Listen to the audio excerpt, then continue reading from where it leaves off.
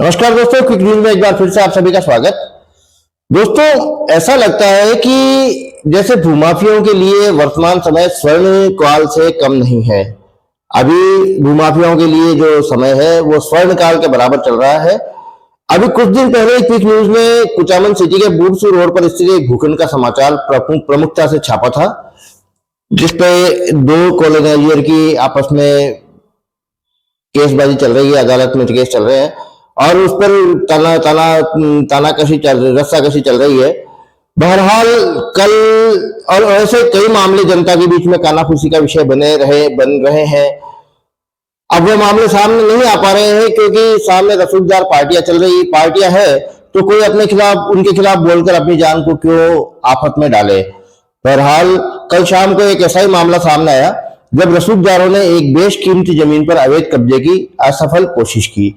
आसपास की जनता की जागरूकता के चलते अवैध अधिग्रहण की कार्रवाई तो असफल हो गई, लेकिन इसके चलते कुचामन में एक बार सनसनी फैल गई। अब दोस्तों, हुआ कुछ यूं कि कुचामन की सीकर रोड पर गुलजारपुरा में एक जमीन सारदा जी की बगीची, जिसे कुचामन में साधारणतया डंडा के नाम से जाना जाता है। अभी जमीन पर कल शाम को 15-20 गाड़ियों में बदमाश आए और इस भूखंड पर कब्जा करने की नीयत से घुस गए। अब दोस्तों, उनके साथ कुर्सियां, टेंट आदि काफी सामान वो लेकर आए थे, मानो उन्हें वहीं पर आशियाना बनाना हो। अब दोस्तों, इतनी गाड़ियां इतने बड़े तामझाम के साथ जब इस बेशकीमती भूखंड में घुसी तो आसपास के लोगों को थोड़ा सा गलत लगा। लोग वहां पर एकत्रित हुए, भीड़ काफी ज्यादा बढ़ गई और भीड़ में से ही किसी ने पुलिस को सूचना दे दी। दोस्तों, पुलिस भी लगभग समय पर ही पहुंच गई थी वहां पर। बहरहाल पुलिस वहां पहुंची, इतनी भीड़ और पुलिस को देखकर बदमाश अपना सामान वहीं पर रखकर भाग लिए। तो दोस्तों, क्विक न्यूज ने इतनी बेशकीमती जमीन पर कब्जे के प्रयास को देखकर उसकी गहराई में जाकर पड़ताल की तो पूरी कहानी कुछ इस प्रकार निकली। दोस्तों, कल से लेकर अभी तक काफी फोन क्विक न्यूज के पास आए और उन्होंने इसकी पूरी जानकारी चाहिए कि वो जमीन किसकी थी या उस जमीन पर कब्जे की कोशिश किसने की। तो दोस्तों, क्विक न्यूज ने इसके गहराई में जाकर इसकी पड़ताल की। पूरी कहानी आपके सामने है। दोस्तों, कुचामन के ही प्रसिद्ध समाज सेवी व दानदाता श्री घनश्याम दास सारडा की ये जमीन है। कुचामन के जिला अस्पताल की जमीन भी श्री सारडा की तरफ से ही दान में दी गई थी। इन्हीं की यह जमीन है। इस जमीन की देखरेख घनश्याम सिंह